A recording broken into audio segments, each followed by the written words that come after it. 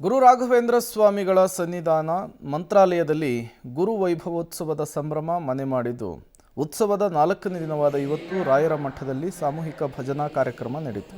ದೇಶದಾದ್ಯಂತ ಭಜನಾ ಮಂಡಳಿಗಳು ಸುಮಾರು 2,000 ಸದಸ್ಯರು ಬಹಳ ಭಕ್ತಿಯಿಂದ ಭಜನೆಯಲ್ಲಿ ಭಾಗಿಯಾಗಿದ್ದರು.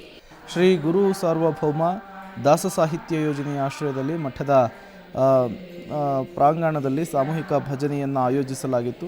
ಇದಾದ ಬಳಿಕ ಮಠದ ಶ್ರೀಗಳು ಸಂಸ್ಕೃತ ಪಾಠಶಾಲೆಯ ವಿದ್ಯಾರ್ಥಿಗಳಿಗೆ ಪರೀಕ್ಷೆಯನ್ನು ಕೂಡ ನಡೆಸಿದರು.